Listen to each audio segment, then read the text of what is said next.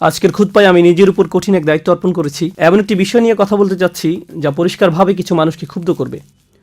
শুরুতে আমি কয়েকটি মন্তব্য করতে চাই যে বিষয়ে আমি সহ সকল মুসলিমের পরিষ্কার ধারণা থাকা জরুরি এবং আমাদের নিজেদেরকে বারবার এই কথাগুলো মনে করিয়ে দেওয়া উচিত। আমরা মুসলিম হওয়ার জন্য দুঃখিত নই। আল্লাহ তার বইতে যা কিছু অবতীর্ণ করেছেন আমরা তার কোনো কিছুর জন্যই ক্ষমা চাইব না, অথবা রাসূল সাল্লাল্লাহু আলাইহি সাল্লামের সুন্নায় যা নির্দেশনা রয়েছে তার জন্য ক্ষমা চাইব না। আমরা কারো কাছে ব্যাখ্যা করার জন্য দায়বদ্ধ নই। আমাদেরকে বিব্রত বা লজ্জিত হতে হবে না। তোমাদের ধর্মগ্রন্থে অমুক অমুক কথা বলা হয়েছে, কিভাবে তুমি এটা বিশ্বাস করতে পারো? তোমাদের নবী অমুক অমুক কথা বলেছেন, কিভাবে তুমি এটা বিশ্বাস করতে পারো? তুমি কিভাবে এর সাথে একমত হতে পারো? কিছু মানুষ আমাদেরকে সর্বদা এমন পজিশনে ফেলতে চাইবে। তখন আমাদের মনে হবে এর একটা জবাব দেওয়া দরকার। কোনো কোনো সময় আমরা উত্তর জানি না। মাঝে মাঝে আমরা আমাদের রাসূল সাল্লাল্লাহু আলাইহি সাল্লাম সম্পর্কে বিভিন্ন কথা শুনে থাকবো, বা কোরআন থেকে বিভিন্ন উদ্ধৃতি তুলে এনে কেউ আপনাকে বলবে এই কথাগুলো তো খুবই বর্বর শোনায়, এই কথাগুলো হিংস্র শোনায়, এই কথাগুলো অমানবিক বা অন্যায্য শোনায়। কিভাবে তুমি এর সাথে একমত হতে পারো? তোমরা কি আসলে এমন জিনিস বিশ্বাস করো? তোমরা কি মনে করো এগুলো ঠিক আছে?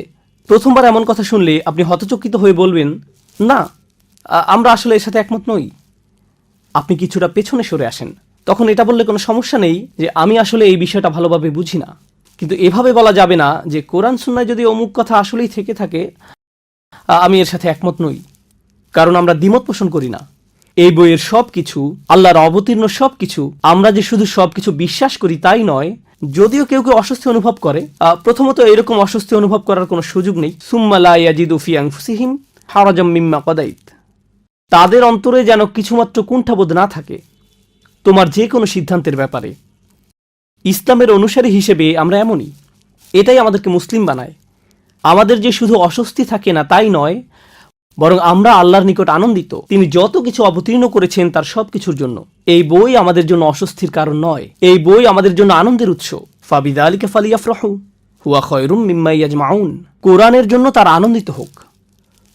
কোরআনের প্রতিটি আয়াত এটা আমার ইমানের অংশ, আপনার ইমানের অংশ। কোরআনের প্রতিটি আয়াতের জন্য আমরা দারুণভাবে প্রফুল্ল হওয়া উচিত, যার পরাণে আনন্দিত। এই বইয়ে বিশ্বাস স্থাপন করার কারণে আমি গর্বিত। এর প্রতিটি আয়াতের উপর আমার আত্মবিশ্বাস রয়েছে। এটা একটা সমস্যা যখন আমি আর আপনি চিন্তা করতে শুরু করি আল্লাহ কোরআনে কিছু কথা বলেছেন, জানি আমাদের সতর্ক থাকা উচিত। আমি কিভাবে এটা অন্যদের কাছে ব্যাখ্যা করব? ভাই, কোনো অমুসলিম যদি প্রশ্ন করে আমি সমস্যায় পড়ে যাব। আমরা গর্তে লুকিয়ে যাই। বিষয়টা আমার আপনার জন্য খুবই লজ্জার যে আমরা জানি না আল্লাহর বইতে কি বলা আছে। আর যখন আমরা জানি না আল্লাহর বইতে কি বলা আছে তখন আমরা তার ব্যাখ্যা করার চেষ্টা করি না। সর্বপ্রথম এই বিষয়টি আমি আপনাদের দৃষ্টিগোচর করতে চেয়েছিলাম আজকের আলোচ্য বিষয় ঝাঁপিয়ে পড়ার পূর্বে। দ্বিতীয় যে বিষয়টির প্রতি আমি আপনাদের মনোযোগ আকর্ষণ করতে চাই, এই বইটি শুধু হেদায়েতের বই নয়, এটি স্বাভাবিক মানব প্রকৃতির বই বটে, ফিতরাতের বই। আল্লাহ এই বইটি মানবজাতির উপকারার্থে নাজিল করেছেন। মূলত এমনকি জিনেরাও এই কিতাব থেকে উপকৃত হতে পারে। আর তিনি যেহেতু এই বই অবতীর্ণ করেছেন, তিনি একেবারে ভালো করেই জানেন কার কাছে এই বই পাঠানো হচ্ছে, যাদেরকে তিনি নিজেই সৃষ্টি করেছেন। আলা ইয়ালামু মান খালাক। যিনি সৃষ্টি করেছেন তিনি কি জানেন না? আল্লাহ আমাকে আপনাকে কোনো নির্দেশনা দিবেন না আমরা আসলে কে তা জানার পূর্বে। আর আমরা নিজেদের সম্পর্কে যতটুকু জানি তিনি তার চেয়েও বেশি জানেন। জানেন, কেউ কোনো উপদেশ দিলে আপনি হয়তো বলে ওঠেন উনি যদি আমার অবস্থা ভালোভাবে জানতেন তাহলে হয়তো ভিন্ন রকম উপদেশ দিতেন। কখনো কখনো আপনার খুব ব্যস্ত সময়ে আপনার বস হয়তো কিছু করতে বলে, তখন মনে মনে ভাবেন এই মুহূর্তে আমার হাতে অন্য অনেক কাজ আছে, উনি সেগুলো সম্পর্কে জানেন না। যদি উনি আমার অবস্থা পুরোপুরি জেনে ইনস্ট্রাকশন দিতেন তাহলে হয়তো তার ইচ্ছের পরিবর্তন ঘটত, তার সাথে আমার আপোষ করার একটা সুযোগ তৈরি হতো। কেউ জানে না আপনি কিসের মধ্য দিয়ে যাচ্ছেন, জীবন কিভাবে কাটছে, পরিস্থিতি কেমন যাচ্ছে, কেমন সামর্থ্য আছে আপনার। আল্লাহর চেয়ে ভালো কেউ জানে না। আর সে আল্লাহ আপনাকে আমাকে কোরআনের এই নির্দেশনাগুলো দান করছেন। সুতরাং তিনি যথাযথভাবেই জানেন তিনি কার সাথে কথা বলছেন এবং কি বলতে হবে। এই নির্দেশনাগুলো সমগ্র মানব জাতির জন্য যথাযথ এবং নিখুঁত। এটা আমার বিশ্বাসের অংশ। আমার এভাবে চিন্তা করা যে আল্লাহ এমন কিছু বলবেন যাতে আমার নিজের কোনো উপকার নেই, এমন চিন্তা আমার বিশ্বাসের বিপরীত। আল্লাহ কখনোই আমাকে আপনাকে কিছু করতে বলবেন না যদি না তাতে আমাদের জন্য উপকার থাকে। এই বইটি আমাদের জন্য আল্লাহর এক বিশাল অনুগ্রহ, আল্লাহর নিকট থেকে আমাদের জন্য রহমা। এজন্যই তিনি বলছেন আর রহমান ও আল্লামাল কুরআন। আল্লাহর সকল নামের মধ্যে এই নামটি কোরআন শেখানোর সাথে যুক্ত করা হয়েছে। তিনি বলতে পারতেন আল আজিজ আল্লামাল কুরআন, কর্তৃত্বশালী কোরআন শিখিয়েছেন, যেন আমরা কোরআনকে নিজেদের উপর কর্তৃত্বশালী একটি বই হিসেবে গ্রহণ করি। কিন্তু না, তিনি এমন একজন শিক্ষক হিসেবে নিজের পরিচয় দিয়েছেন যিনি হলেন আর রহমান, অতিশয় বিস্ময়করভাবে দয়ালু, স্নেহপরায়ণ, কল্যাণকামী। তিনিই কোরআন শিক্ষা দিয়েছেন। অতএব তিনি যখন শেখাচ্ছেন ভালোবাসা থেকে, কল্যাণকামিতা থেকে এবং দয়া থেকে। তাই বাহ্যিক দৃষ্টিকোণ থেকে কোনো বিধানকে বেশ কঠোর মনে হলেও বস্তুত এটাও আমাদের জন্য একটা রহমা। এই ব্যাপারগুলো মনের মাঝে গেঁথে নেওয়ার পর আজকে আপনাদের সাথে আমি যা শেয়ার করতে চাই তা হলো আহকাম তথা আল্লাহর বিধানগুলো, আল্লাহর শাসন পদ্ধতিগুলো, আল্লাহর আদেশ নিষেধগুলো। যখন আমরা এগুলো সম্পর্কে ভালোভাবে না জানি তখন এগুলোকে কঠোর মনে হতে পারে। যখন এই বিধিবিধানগুলো ভালোভাবে জানবেন আর এই নিয়ে তো শেখার চেষ্টা করবেন না যে আপনি এগুলো আরেকজনকে ভালোভাবে বোঝাতে চান, আপনি এগুলো শিখবেন নিজের জন্য, ওইটা ভুল নিয়ত কোনো কিছু শেখার জন্য। তা এই জন্য নয় যে আপনার অমুসলিম কলিগকে ব্যাপারটা ভালো করে বোঝাতে পারেন। প্রথমত তাদের নিকট আমাদের ধর্মের সবকিছুর যৌক্তিক ব্যাখ্যা দাঁড় করাতে আমরা বাধ্য নই। আমরা ব্যাপারগুলো নিজেরা নিজেদের জন্য ভালোভাবে বুঝতে চাই, কারণ আল্লাহর কিতাবকে আরো ভালোভাবে বুঝতে আমি নিজেই নিজের কাছে বাধ্য। যখন এই কাজটি আগে সম্পন্ন করব তখন স্বাভাবিকভাবেই আমাদের অন্তরে এমন একটা বাসনা তৈরি হবে যে আমরা এর কল্যাণ অন্যদের সাথে শেয়ার করতে চাইব। যদি শুধু এই একটি কারণে ইসলাম শিখতে চান, মানুষের কাছে প্রচার প্রসার, এতে সমস্যা আছে। এটা ইসলাম শেখার কারণ হতে পারে না, যেন অমুসলিম বন্ধুদের কাছে আপনার লজ্জায় পড়তে না হয়, এটা কারণ হতে পারে না। এখন আলোচ্য বিষয় আবার ফিরে আসছি। আল্লাহ আজ্জা জাল্লার নাজিলকৃত আহকামগুলো, শাসন পদ্ধতিগুলো, আইনগুলো ও নির্দেশনাগুলো সরাসরি মানব প্রকৃতির কাছে আবেদন জানায়। কারণ আল্লাহ জানেন তিনি কাকে সৃষ্টি করেছেন এবং কার প্রতি নির্দেশনাগুলো জারি করছেন। তাই আমরা যখন আল্লাহর বিধানগুলো বুঝতে পারি, আল কোরআনের অভিমতে সেগুলো তখন আমাদের প্রকৃতির সাথে মিলে যায়। আপনার ভেতরে কিছু একটা আছে, একটা চেতনা আপনার ভিতরে আল্লাহ সৃষ্টি করেছেন।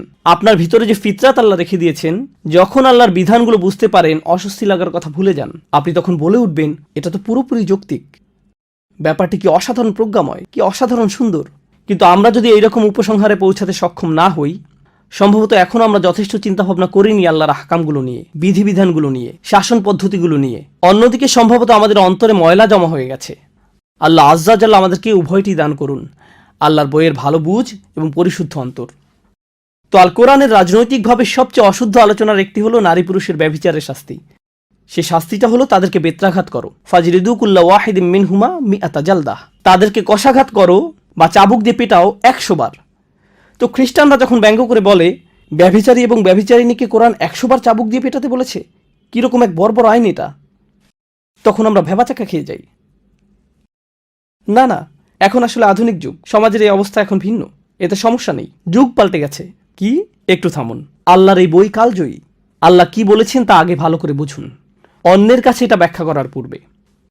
ইবনে আশুর রাহিমাহুল্লাহ আজ-জানিয়াতু শব্দদ্বয়ের উপর মন্তব্য করতে গিয়ে বলেন, যেটা আয়াতের শুরুতে এসেছে, যেহেতু এটা ইসেম বা নাউন হিসাবে ব্যবহৃত হয়েছে, এটা ইঙ্গিত করে যে এই বিধান ওই সমস্ত মানুষদের জন্য যারা সব সময় বারবার ব্যভিচার করতে থাকে।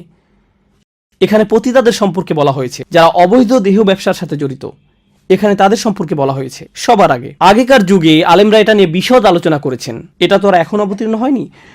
প্রাচীনকালে বড় বড় আলেমরা এই আয়াতের প্রসঙ্গ নিয়ে বিস্তারিত আলোচনা করেছেন, এখানে কাদের সম্পর্কে বলা হচ্ছে।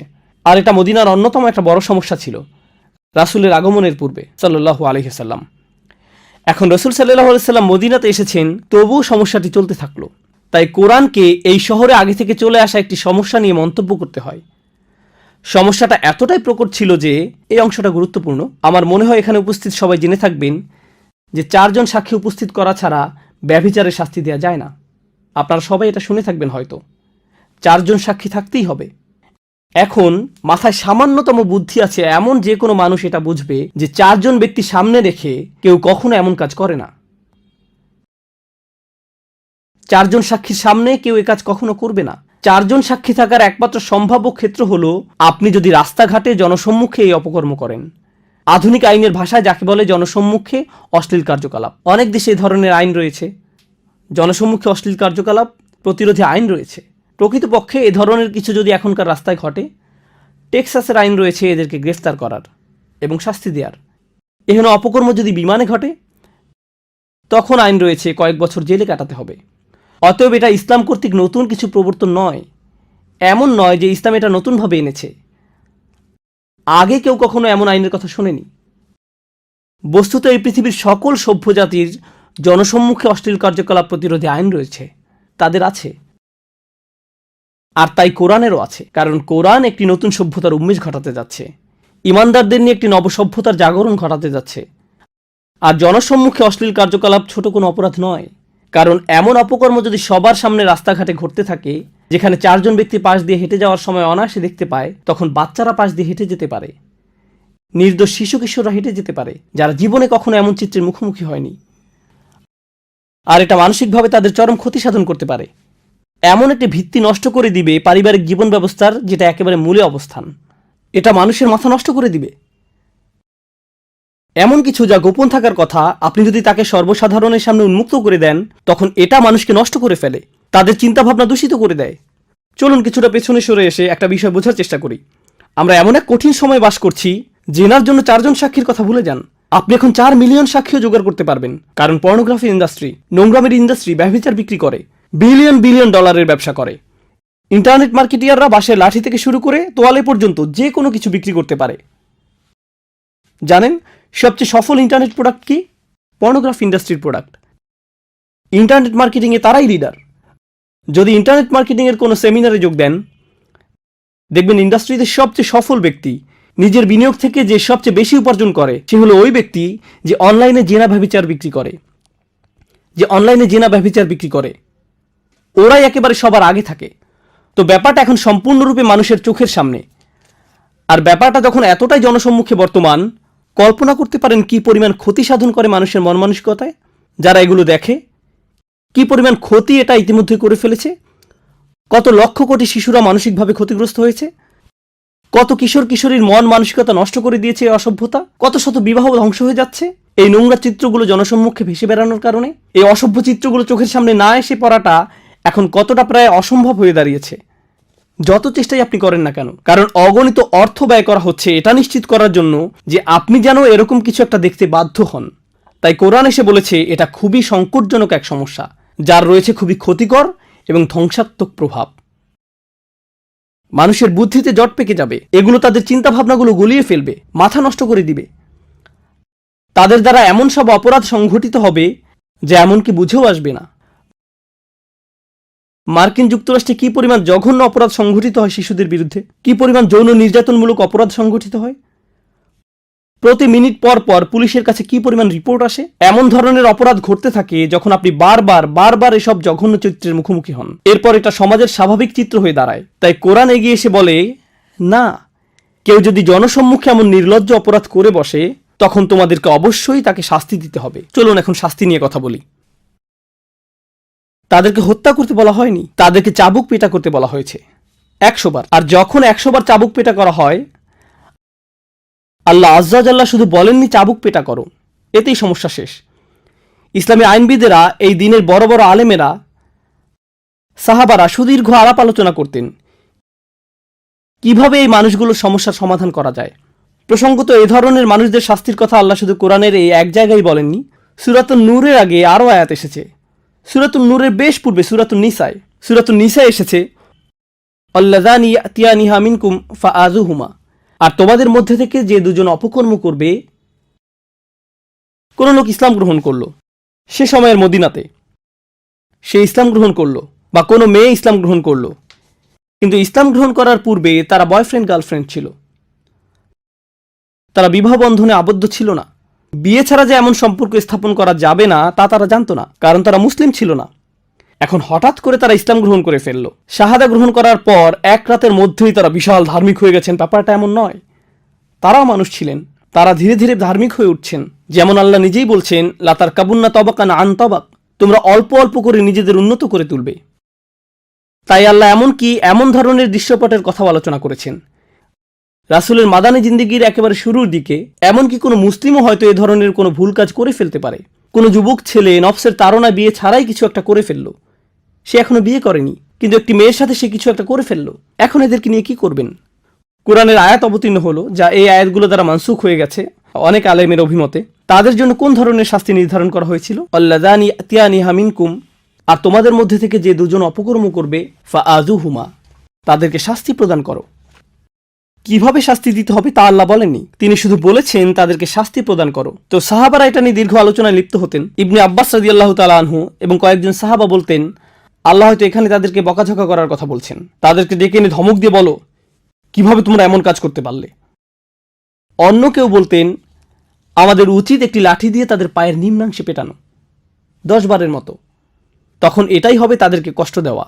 তাদেরকে চাবুক পেটা বা কাটা ছেঁড়ার কথা কেউ কখনো চিন্তাই করেনি। উল্টো করে ঝুলিয়ে রাখা বা পাথর মারার কথাও কেউ চিন্তা করেনি। না না না, তখন এই ধরনের কোনো বিধান আসেনি। তারা যুবক বয়সের তাড়নায় একটি ভুল করে ফেলেছে, ব্যাপারটাকে সহজভাবে গ্রহণ করুন। তারা মাত্র কিছুদিন হলো ইসলাম গ্রহণ করেছে, ভুল কাজটা ঘটে গেছে, ঠিক আছে, তাদেরকে তিরস্কার করতে হবে। প্রসঙ্গত এটা কোরআনেরই বিধান, ফা ইন তাবা ওয়া আসলাহা ফা আরিদু আনহুমা। অতঃপর যদি তারা তওবা করে এবং বলে যে আমরা আর কখনো এমন কাজ করব না, বা যদি তাদের বিয়ে হয়ে যায় তবে তাদেরকে ছেড়ে দাও, এটা নিয়ে আর বাড়াবাড়ি করতে যেও না। ফা আরিদু আনহুমা, তাদেরকে উপেক্ষা করো, তাদের ব্যাপারে নিবৃত্ত হও। ইন্নাল্লাহা কানা তাওয়াবার রহিমা, নিশ্চয়ই আল্লাহ অতিশয় তওবা কবুলকারী, পরম দয়ালু। তাদেরকে স্বাভাবিক জীবনযাপন করতে আর বাধা দিও না। তারা বড় একটি ভুল করেছে, কিন্তু এখন তাদেরকে অন্য সবার মতো স্বাভাবিকভাবে চলতে দাও। তাদেরকে আর অপমানিত করো না, যা করার তা ইতোমধ্যে করেছ। পরবর্তীতে যখন শাস্তির আয়াত অবতীর্ণ হয়, এমনকি তখনও 4 জন সাক্ষীর প্রয়োজন ছিল, তো পরবর্তীতে আরো কঠোর বিধান অবতীর্ণ হয়। যদি এর পরেও কিছু ঘটে, চাবুক পেটা করতে হবে, কষাঘাত করতে হবে। কিভাবে তা করা হবে? হয়তো ভাবছেন চামড়ার তৈরি বিশাল এক চাবুক নিয়ে খটাস খটাস আঘাত করা হবে, ফলে মানুষটার পিঠ থেকে চামড়া ছিঁড়ে রক্ত বের হবে। এরকম কষাঘাত চলবে 100 বার। 10 বারের মাথায় হয়তো লোকটা মরেই যাবে। না না না, একটু থামুন। ইসলামী আইনবিদগণ এটা নিয়ে ব্যাপক আলোচনা করেছেন। তারা বলেছেন অতি গরম কোনো দিনে চাবুক মারা যাবে না, বা অতি শীতের দিনেও নয়, কারণ চামড়া তখন বেশি স্পর্শকাতর থাকে। রোদের মধ্যে দাঁড় করিয়েও নয়, কারণ আল্লাহ তাদেরকে এমন শাস্তি দেওয়ার ইচ্ছা করেননি। যে ব্যক্তি চাবুক পেটা করবে তার বগল যেন দৃষ্টিগোচর না হয়, সে যেন এভাবে পূর্ণ শক্তিতে না পেটায়। কারণ আমরা মনে করি শাস্তি যেহেতু দিতে হবে, তাই বিশাল দেহের অধিকারী মানবরূপী কোনো দানবকে নিয়ে আসতে হবে, সে কঠোরভাবে পেটাতে পারবে। না না, মূল উদ্দেশ্য এটা নয়। বস্তুত এ শাস্তি অনেকটাই আনুষ্ঠানিকতা মাত্র। ইসলামের ইতিহাসে এ শাস্তি বাস্তবায়িত হয়েছিল মাত্র, প্রসঙ্গত ইসলাম মহাদেশের পর মহাদেশ জুড়ে ছড়িয়ে পড়েছিল। আপনারা জানেন সেটা। গত 1400-1500 বছর যাবৎ কোটি কোটি মানুষ ইসলামের ছায়াতলে আশ্রয় গ্রহণ করেছিল। গোটা সময়টা জুড়ে সম্ভবত 3-4 বারের এমন ঘটনা ঘটার রেকর্ড পাওয়া যায়, আর শাস্তি কার্যকর করার মতো একটা উপলক্ষ্য তৈরি হয়নি। এটা ইসলামের ইতিহাস, মহাদেশের পর মহাদেশ জুড়ে। কিন্তু যদি কখনো শাস্তি দেওয়ার মতো উপলক্ষ্য তৈরি হয়, মনে রেখো চাবুক মারার সময় বগল যেন দৃষ্টিগোচর না হয়। শরীরের কোনো জায়গায় আঘাত করলে যদি তা প্রাণঘাতী হয়ে যাবার সম্ভাবনা দেখা দেয়, সেখানে আঘাত করো না। যদি আঘাতের ফলে শরীরের কোনো অংশ ফেটে যায়, দ্বিতীয়বার সেখানে আঘাত করো না। মুখে আঘাত করো না, স্পর্শকাতর কোনো স্থানে আঘাত করো না। এভাবে পুঙ্খানুপুঙ্খ নির্দেশ দেয়া হয়েছে। কিন্তু এটা আসলে আমার খুতবার মূল বিষয়বস্তু নয়। এই শাস্তি ব্যাখ্যা করার জন্য আজকের খুতবার অবতারণা করা হয়নি। ব্যাপারটা হলো আল্লাহ সিদ্ধান্ত নিয়েছেন জনসম্মুখে অশ্লীল কার্যকলাপ বড় ধরনের অপরাধ, কারণ এটা সমাজ নষ্ট করে ফেলে, তাই এর জন্য শাস্তি দিতে হবে। এখানে মূলনীতি হলো বিভিন্ন ধরনের পাপ রয়েছে, কিন্তু আপনি যদি এমন ধরনের পাপে নিমজ্জিত হন যা সমাজ নষ্ট করে ফেলে, তাহলে এই দুনিয়াতেই আপনাকে এর জন্য শাস্তি পেতে হবে। আপনি এমন অনেক পাপ করি যা শুধু আমাদের নিজেদের ক্ষতি করে। এতে শুধু আমরা ব্যক্তিগতভাবে ক্ষতিগ্রস্ত হই, আর এর জন্য কিয়ামতের দিন আমাদেরকে আল্লাহর নিকট জবাব দিতে হবে। আমাদের সেজন্য এই পৃথিবীতে শাস্তি দেওয়া হয় না। শরীয়ত আপনার জন্য কোনো শাস্তি নির্ধারণ করে না এই দুনিয়াতে, কারণ ক্ষতিটা শুধু আপনার নিজের বা পরিবারের মধ্যে সীমাবদ্ধ এমন কিছু। কিন্তু আপনি যখন এমন কোনো অপরাধ করেন যা অন্যদের যন্ত্রণা দেয়, অন্যদের ক্ষতি করে, সমাজ নষ্ট করে ফেলে, তখন ইসলামে এর জন্য সামাজিক শাস্তির বিধান রয়েছে। আপনার সব কাজের জন্য আল্লাহ আপনাকে শাস্তি দিতে আগ্রহী নন। আমাদের ধর্ম এমন নয়। আপনি অন্য কিছুর সাথে তালগোল পাকিয়ে ফেলছেন। এখন যদি এই ব্যাপারটা ভালোভাবে বুঝতে সক্ষম হন, তাহলে আমার আজকের খুতবার একেবারে মূল বিষয়বস্তুটা শুনুন। যে বিষয়টা আমি বোঝাতে চাই, কতবার চাবুক পেটা করতে হবে? 100 বার। এরপর আল্লাহ আরেকটি অপরাধের কথা উল্লেখ করেন, যা প্রায় জেনার মতোই জঘন্য, প্রায় জেনার মতোই খারাপ, কারণ সে অপরাধের জন্য 80 বার চাবুক পেটা খেতে হবে। 80 বার। ব্যবহারিক দৃষ্টিকোণ থেকে বলতে গেলে কাউকে যদি 100 বার কষাঘাত করা হয় এবং অন্য একজনকে 80 বার, এর মাঝে আসলে তেমন কোনো পার্থক্য নেই। উভয় ক্ষেত্রেই ব্যাপারটা অপমানজনক, উভয় ক্ষেত্রেই বিব্রতকর। প্রসঙ্গত, আমি পূর্বের আয়াতের শেষাংশে উল্লেখ করিনি, যখন চাবুক পেটা করা হচ্ছে আল্লাহ বলেন ওয়ালিয়াশহাদ আযাবাহুমা তাইফাতুম মিনাল মুমিনিন, সবার আগে ওয়ালা তাখুযুকুম বিহিমা রাফাতুম ফি দীনিল্লাহ, আল্লাহর আইন কার্যকর করার ব্যাপারে তাদের প্রতি দয়া মায়া তোমাদেরকে যেন প্রভাবিত না করে। অন্য কথায়, এমনকি যে ব্যক্তি শাস্তি কার্যকর করে তারও খারাপ লাগে এবং বলে আমি এটা করতে চাই না। আর আল্লাহ বলছেন আমি জানি তুমি এটা করতে চাও না, কিন্তু তবু তোমাকে এটা করতে হবে। আল্লাহ তাকে কঠোর হতে বলছেন না, আল্লাহ তাকে বলছেন আমি স্বীকার করে নিচ্ছি তোমার পাপী মুসলিম ভাইয়ের জন্য তোমার দরদ রয়েছে। আমরা এই আয়াত থেকে শিখছি এমনকি যে মানুষেরা এমন জঘন্য কাজ করে জনসম্মুখে, এমনকি সেসব মুসলিম ভাই বোনদের জন্যও আমাদের মনে বেশি ভালোবাসা এবং রহমা রয়েছে যে আমরা এমনকি তাদেরকে শাস্তিও দিতে পারি না তাদের প্রতি রহমা এবং রফা অনুভব করা ছাড়া। কিছু মানুষ মনে করে আমি যেহেতু শরিয়া প্রতিষ্ঠা করতে যাচ্ছি, চাবুক পেটা করার জন্য আমার আর তর্স হইছে না, যাকে মারবো তাকে মারার মতো মারবো, এর মানেই হলো ইকামতুল হুদুদ। কোন কোরআন অধ্যয়ন করছো তুমি? অন্যদিকে আল্লাহ আজ্জা জাল্লাহ তোমার নিকট বর্ণনা করছেন তোমার মুসলিম ভাই বোনের জন্য তোমার অন্তরে ইতোমধ্যেই অনুকম্পা রয়েছে, তোমাকে এখন সেটা ভুলে কঠিন কাজটা করতে হবে, কারণ তোমার একজন মুসলিম ভাইকে শাস্তি দিতে হবে। এই কথা বলার পর তিনি আরো বলেন একদল মুমিন যেন তাদের শাস্তি প্রত্যক্ষ করে, যে কোনো ধরনের ইমানদার নয়। আর রাসিখুনা ফিল ইলমি ওয়াল ঈমান, নিজেদের বিশ্বাসে যারা অত্যন্ত মজবুত। তিনি এভাবে বলেননি আল্লাযীনা আমানু, তিনি বলেছেন মুমিনিন। সুতরাং পরিপক্ক ইমানদারদের একটি দল যেন তাদের শাস্তি প্রত্যক্ষ করে। তাহলে পরিপক্ক ইমানদারেরা তথা ইবাদতকারীরা, আধ্যাত্মিক দিক থেকে পূর্ণতা প্রাপ্তরা, বয়স্ক মানুষেরা, প্রজ্ঞাবান মানুষেরা এই শাস্তি প্রত্যক্ষ করছে। কেন কেন তাদেরকে দেখতে হবে? এটা দেখার জন্য তো যুবক ছেলেমেয়েদের নিয়ে আসা উচিত। এই যে তোমরা ভুলেও এ কাজ করতে যেও না, করলে কেমন শাস্তি পেতে হবে দেখতে পাচ্ছ তো। কিন্তু আল্লাহ এটা বলেননি, আল্লাহ বলেছেন মুমিনদের নিয়ে এসো। ইবনে কাইয়্যিম সহ বড় বড় আলেমরা এই ব্যাপারটা নিয়ে মন্তব্য করেছেন, যে কারণে মুমিনদের নিয়ে আসা উচিত, যেন মুমিনরা এই শাস্তিপ্রাপ্ত ব্যক্তির জন্য দোয়া করতে থাকেন। কারণ সে তো এখনো মৃত্যুবরণ করেনি, এখনো সে জীবিত। আল্লাহ যদি তার জন্য জাহান্নাম নির্ধারণ করে ফেলতেন তাহলে তাকে আর নিঃশ্বাস নিতে দিতেন না। যতক্ষণ পর্যন্ত তার নিঃশ্বাস চালু আছে তার জন্য তওবার দরজা খোলা আছে। তার পাপের প্রায়শ্চিত্ত তো সে দুনিয়াতেই করে ফেলছে, এখন মানুষের দোয়া তার কাজে আসতে পারে। ইয়া আল্লাহ, তাকে ধৈর্য দান করুন, তাকে তাওবা দান করুন, তার তাওবা কবুল করে নিন, সে যেন সামনের দিনগুলোতে ভালোভাবে পার করতে পারে। আখিরাতে তাকে উত্তম পরিণতি দান করুন। যারা এই শাস্তি প্রত্যক্ষ করবে তারা ঠিক এভাবে দোয়া করবে। বিদ্রুপ করা দর্শনার্থীদের কাজ নয়, তাদের কাজ এটা নয়। কোরআনের শিক্ষা এমনই। তো এটা গেল 100টি বেত্রাঘাতের বিবরণ। কিন্তু কোন অপরাধের জন্য 80টি বেত্রাঘাত? আমার শরীরে কম্পন এসে গিয়েছিল যখন এটা পড়ছিলাম। আল্লাহর কসম, আমি কেঁপে উঠেছিলাম। ওয়াল্লাযীনা ইয়ারমুনাল মুহসানাত, যারা, আমি প্রথমে একটু খারাপভাবে অনুবাদ করছি, যারা ভদ্র মেয়েদের বিরুদ্ধে অপবাদ দেয়, যারা ভালো মেয়েদের প্রতি মিথ্যা অপবাদ আরোপ করে। এটা সর্বোত্তম অনুবাদ নয়, কিন্তু আপনারা কিছুটা ধারণা পাবেন যে আয়াতটি কি নিয়ে কথা বলছে। আচ্ছা, আল্লাহ কোন ধরনের ভাষা ব্যবহার করছেন তা বলছি। আল্লাহ বলেছেন যারা কিছু নিক্ষেপ করে, ইয়ারমুনা, যারা কিছু নিক্ষেপ করে এমন নারীদের বিরুদ্ধে যারা পরিবারের নিরাপত্তা বেষ্টনীতে রক্ষিত। মুহসানাত মানে ক্যাম্পের ভেতরের নারীরা, দুর্গের ভেতরের নারীরা। আল্লাহ পরিবারকে এক ধরনের প্রতিরক্ষা হিসেবে বর্ণনা করেছেন। তাই তারা মা হোক, মেয়ে হোক, কিংবা বোন হোক, স্ত্রী হোক, তারা সবাই মুহসানাত, সবাই সুরক্ষিত। এই সমস্ত নারীরা যারা একটি পরিবারের অংশ, কেউ যদি এদের প্রতি কিছু নিক্ষেপ করে, এখন এর মানে কি? কোরআন হলো আবলাগুল কালাম। আমি আমার খুতবার আরবি অংশে যেমন বলেছিলাম, সবচেয়ে নিখুঁত বক্তব্য। আল্লাহ বলতে পারতেন আল্লাযীনা ইয়াত্তাহিমুনাল মুহসানাত বিজ্জিনা, যারা নারীদের বিরুদ্ধে ব্যভিচারের অভিযোগ আরোপ করে। আওদাহ, এটা আরো বেশি স্পষ্ট, কিন্তু তিনি এটা বলেননি। আল্লাহ আজ্জা জাল্লা তার বক্তব্যে খুবই সুনির্দিষ্ট। মানুষ তো আর একজন নারীর কাছে গিয়ে বলবে না যে সে ব্যভিচার করেছে। তারা এভাবে কানাঘোষা করবে, ওই যে ওই মেয়েটা, আমার মনে হয় সেদিন আমি তাকে অমুক ছেলের সাথে দেখেছি। আমি জানি না তারা কি নিয়ে কথা বলেছিল।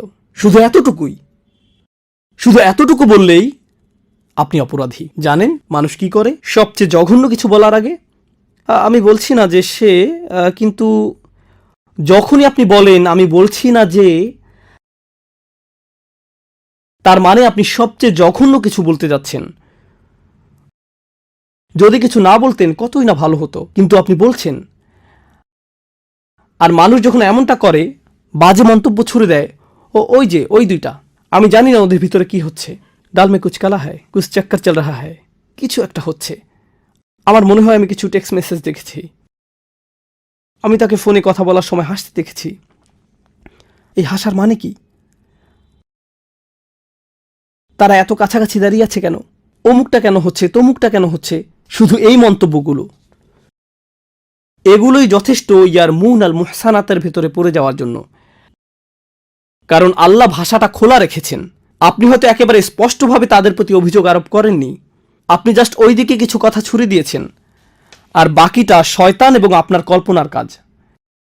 কারণ আপনি যখন বলেন আমি কিছু বলছি না, কিন্তু ওই দুইটা, আমি জানি না, এরপর পরের জন বলবে আমি জানি না আপনি শুনছেন কিনা, কিন্তু জানেন আমি কি শুনছি? ওই দুইজন, আমার মনে হয় তারা দুইজন। এরপর ব্যাপারটা খারাপ থেকে আরো খারাপ হতে থাকে। সবাই বলছে কাউকে কিছু বলতে যেও না, কিন্তু সবাই এটা নিয়ে কথা বলছে, আর সবাই সবাইকে বলছে আর কাউকে বলবেন না। সবাই বলছে কাউকে কিছু বলতে যেও না। এরপর কি ঘটে? একটি সমগ্র পরিবারের মান মর্যাদা ধূলিসাৎ হয়ে যায়, একজন নারীর মর্যাদা ধ্বংস হয়ে যায়, যার বিরুদ্ধে আপনার কাছে কোনো প্রমাণ নেই, কিন্তু আমি তাদেরকে মার্কেটে দেখেছি। রিয়েলি? সুম্মা লাম ইয়াতি আরবাআতি শুহাদা। যদি আপনি কারো বিরুদ্ধে এমন অভিযোগ আরোপ করেন কিন্তু 4 জন সাক্ষী জোগাড় করতে পারেননি, অতঃপর তারা 4 জন সাক্ষী নিয়ে আসেনি। ইসলামী আইনবিদেরা আরও বর্ণনা করেছেন, সিনেমা হলে তাদের দুজনকে একসাথে দেখার 4 জন সাক্ষী আনলে হবে না, বা শপিং মলে একসাথে ঘুরতে দেখলেও হবে না, অথবা একই দিকে যেতে দেখলেও হবে না। না না না না না, যদি 4 জন সাক্ষী তাদের চূড়ান্ত পাপ করতে না দেখে, তাদের নিজেদের চোখ দিয়ে যদি এটা তারা না দেখে থাকে, তাহলে এই অভিযোগকারীদেরকেই 80 বার চাবুক পেটা করো। মানুষের মর্যাদা নিয়ে কোনো ধরনের চিন্তাভাবনা ছাড়াই বাজে মন্তব্য করার পরিণতি কি ভয়ঙ্কর তা বোঝার চেষ্টা করুন। বিশেষ করে একজন মুসলিম নারীর মর্যাদা, এর গম্ভীরতা বোঝার চেষ্টা করুন। জনসম্মুখে জিনাকারীদের শাস্তির পাশেই আল্লাহ এদের শাস্তির কথা উল্লেখ করেছেন। আমি এই কথাটির মাধ্যমে সমাপ্তি টানছি। আমি চাই আপনারা এটি নিয়ে চিন্তাভাবনা করুন। আল্লাহ যখন জনসম্মুখে জিনাকারীদের বা ব্যভিচারীদের কথা বর্ণনা করছেন, এর শেষে কি আল্লাহ তাদের জন্য ক্ষমার দরজা খুলে দিচ্ছেন না? আল্লাহ তাদের সম্পর্কে বলছেন যে তাদের শাস্তি দিতে হবে, কিন্তু মুমিনরা ইতিমধ্যে তাদের জন্য অন্তরে দয়া অনুভব করে। মুমিনদের একটি দল যেন এটা পর্যবেক্ষণ করে এবং তাদের জন্য দোয়া করতে পারে, এটা এখানে ইঙ্গিত। কিন্তু যখন অভিযোগকারীদের কথা আসলো, যারা অন্যদের প্রতি অভিযোগ ছুড়ে দেয়, যারা অপবাদজনক মানহানিকর মন্তব্য ছুড়ে দেয়, বা বলে যে না আমরা তো আর অভিযোগ করছি না, তারা এমন কিছু বলে না, শুধু জিজ্ঞেস করে। আর এটা একটা ভালো কৌশল। আমি তো আর কিছু বলছি না, আমি শুধু জানতে চাইছি তোমার কি মনে হয় এই দুইজনের মধ্যে কিছু একটা ঘটে চলছে? শুধু এইটুকুই। প্রশ্ন করাটাও ছুড়ে দেওয়ার পর্যায়ে পড়ে যায় যখন শুধু এতটুকুন করেন। আল্লাহ এই মানুষদের সম্পর্কে কি বলেছেন? শুধু চাবুক পেটা নয়, তিনি আরো বলেন ওয়ালা তাকবালু লাহুম শাহাদাতান আবাদা, তোমরা আর কখনোই তাদের সাক্ষ্য গ্রহণ করো না। এই মানুষগুলোর কোনো সাক্ষ্য আর কোনোদিন গ্রহণ করে নিও না। ইয়া আল্লাহ, এটা তো আরো ভয়ঙ্কর শোনা যাচ্ছে। এটাই শেষ নয়, তদুপরি ওয়া উলাইকা হুমুল ফাসিকুন, আর এরাই হলো চূড়ান্ত নীতিভ্রষ্ট। আল্লাহ এ কথা এমনকি ব্যভিচারীদের সম্পর্কেও বলেননি, তিনি তাদের সম্পর্কে বলেননি, কিন্তু এদের সম্পর্কে বলেছেন ওয়া উলাইকা হুমুল ফাসিকুন। প্রশ্ন হলো কেন এদের চাবুক পেটা করা হচ্ছে? এটাই খুতবার শেষ কথা। কেন এদের চাবুক পেটা করা হচ্ছে? কারণ আপনি যখন এরকম মন্তব্য ছুড়ে দেন, আপনিও সমাজ নষ্ট করছেন। মনে আছে আমি যে বলেছিলাম আল্লাহ এই দুনিয়াতে শুধু এমন অপরাধের শাস্তি প্রদান করেন যা সমাজ নষ্ট করে ফেলে, যা অন্যদের ক্ষতি সাধন করে। আপনি যখন একজন মুসলিমের সম্মান নষ্ট করেন, মুসলিম পুরুষের বা মুসলিম নারীর, আপনি যখন তাদের মর্যাদা হানি করেন, এটা এই পৃথিবীতেই একটা শাস্তিযোগ্য অপরাধ, শুধু আখিরাতে নয়। খুবই সিরিয়াস একটা ব্যাপার। ইজ্জত, ইকরাম, আভিজাত্য, একজন মুসলিমের মান সম্মান আল্লাহর নিকট খুবই বড় একটা বিষয়। আল্লাহ এটাকে সুনির্দিষ্ট করে আলাদাভাবে উল্লেখ করেছেন। তিনি বলেন, ওয়ালিল্লাহিল ইজ্জাতু ওয়ালি রাসূলিহি ওয়াল মুমিনিন, সকল মর্যাদা তো আল্লাহর, তার রাসূলের ও মুমিনদের। আল্লাহ মুসলমানদের এটা দান করেছেন। আপনি আমি এটা কেড়ে নিতে পারবো না যা আল্লাহ দান করেছেন। এটা এমন কিছু যা আল্লাহ দান করেছেন, আমাদেরকে এটা রক্ষা করতে হবে। আমরা আমাদের জিহ্বা দিয়ে সবচেয়ে ধ্বংসাত্মক কিছু করে ফেলতে পারি। যখন সন্দেহ তৈরি হয় তখন শুধু আল্লাহর এই কথাগুলো স্মরণ রাখুন, ইজতানিবু কাসীরাম মিনাজ যন্নি ইন্না বা'দাজ যন্নি ইসমুন। তোমরা অধিক অনুমান করা থেকে দূরে থাকো, নিশ্চয়ই কোনো কোনো অনুমান তো পাপ। কোনো কোনো অনুমান খুব ভয়াবহ পাপে পরিণত হতে পারে। ধারণা করা থেকে দূরে থাকো। মানুষকে সন্দেহের ক্ষেত্রে সুবিধা দান করুন। আপনি ওই দুজনকে চিনেন না, তারা পরস্পরের হাত ধরে আছে এবং ওই দিকে হেঁটে যাচ্ছে। ওহ, নিশ্চয়ই তারা বিবাহিত, অথবা হয়তো তারা ভাই বোন। না না, আমার তো মনে হয় না। থামুন, বাদ দিন, অন্যদিকে চলে যান, ইস্তিগফার করুন। এখানে আপনার মাথা ঘামানোর দরকার নেই। একজন ব্যক্তির উপর ইসলামের সৌন্দর্যের একটি দিক হলো তার সাথে সম্পর্কিত নয় এমন কাজ সে বর্জন করে চলে। এখানে আপনার হস্তক্ষেপ করার দরকার নেই, এটা নিয়ে কথা বলবেন না। আমরা দোয়া করছি আল্লাহ আজ্জা জাল্লা যেন আমাদের জিহ্বা রক্ষা করেন, অন্তর রক্ষা করেন, পরস্পরের ক্ষতি করা থেকে যেন আমাদের রক্ষা করেন। আল্লাহ আজ্জা জাল্লা আমাদেরকে তাদের অন্তর্ভুক্ত করুন যারা অন্যদের মান সম্মান নিয়ে কথা বলার সময় সাবধান থাকে। আল্লাহ আজ্জা জাল্লা আমাদেরকে তাদের অন্তর্ভুক্ত হওয়া থেকে রক্ষা করুন যারা শুধু অজুহাত দিয়ে বেড়ায় এবং অজুহাতের পেছনে লুকায়। আল্লাহ আজ্জা জাল্লা আমাদেরকে নিজেদের ভুলগুলো ভুল হিসেবেই দেখার সামর্থ্য দান করুন এবং তার কাছে ক্ষমা চাওয়ার সামর্থ্য দান করুন, এবং অন্যদের কাছেও যাদের সম্পর্কে আমরা মন্দ কথা বলে ফেলেছি। আল্লাহ আজ্জা জাল্লা সকল মুসলিমদের ইজ্জত রক্ষা করুন, বিশেষ করে এই উম্মার মেয়েদের। আল্লাহ আজ্জা জাল্লা আমাদের মায়েদের ইজ্জত রক্ষা করুন, আমাদের স্ত্রীদের, আমাদের কন্যাদের এবং আমাদের বোনদের। আল্লাহ আজ্জা জাল্লা আমাদের সমগ্র পরিবারের মর্যাদা রক্ষা করুন, এবং আল্লাহ আজ্জা জাল্লা আমাদেরকে এমন একটি প্রজন্ম গড়ে তুলতে সাহায্য করুন যারা আমাদের চেয়েও আল্লাহর অধিক নিকটবর্তী হবে। বারাকাল্লাহু লি ওয়া লাকুম ফিল কুরআনিল হাকিম ওয়া নাফা'নি ওয়া ইয়্যাকুম বিল আয়াতি ওয়া যিকরিল হাকিম।